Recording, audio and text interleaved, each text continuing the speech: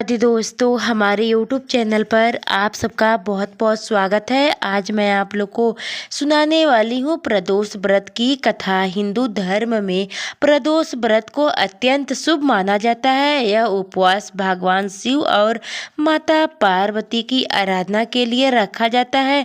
प्रदोष व्रत प्रत्येक माह में 2 बार आता है और इस दिन भक्त जन प्रातः काल से लेकर संध्या काल तक उपवास रखते हैं और शिव की उपासना के बाद विधिवत पूजा कर व्रत का पारण भी किया जाता है।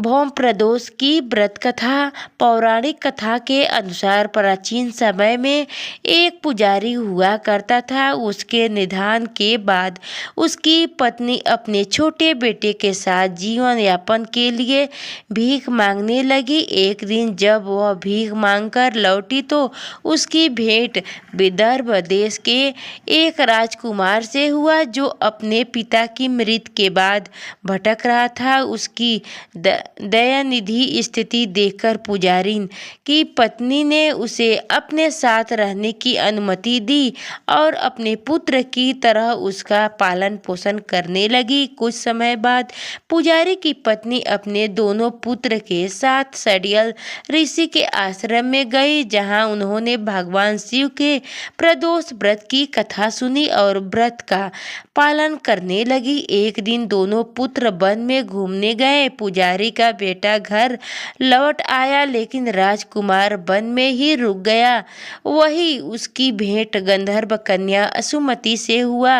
वह घर देर से लौटा और अगले दिन पुनः उसी स्थान पर पहुंचा जहां असुमति अपने माता पिता के साथ थी। कन्या के माता पिता ने राजकुमार को देखकर उसे पहचान लिया और उसकी योग्यता को देखते हुए अपनी पुत्री का विवाह उससे करने का प्रत्यय रख दिया। शिव जी की कृपा से राजकुमारी ने इस प्रस्ताव को स्वीकार कर लिया और दोनों का विवाह संपन्न हुआ।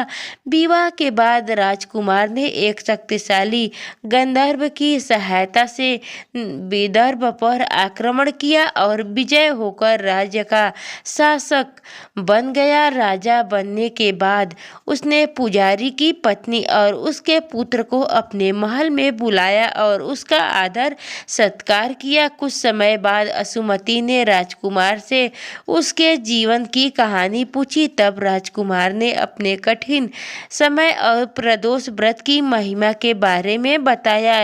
यह मान्यता है कि प्रदोष व्रत करने से समस्त कष्ट दूर हो जाते हैं और व्यक्ति को सुख समृद्धि की प्राप्ति होती है। प्रदोष व्रत में करें इन नियमों का पालन।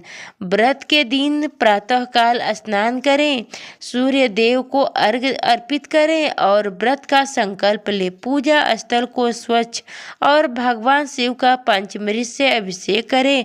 शिव परिवार की पूजा कर भगवान शिव को बेलपत्र, धूप, पुष्प, दीपक आदि अर्पित करें। व्रत कथा का पाठ करें और शिव आरती, शिव चालीसा का पाठ अवश्य करें। पूजा के बाद ही व्रत का पारण करें। इस प्रकार प्रदोष व्रत के शुभ अवसर पर विधि पूर्वक पूजा अर्चना करने से जीवन में सकारात्मक ऊर्जा का संचार होता है और भक्त को भगवान शिव की कृपा प्राप्त होती है।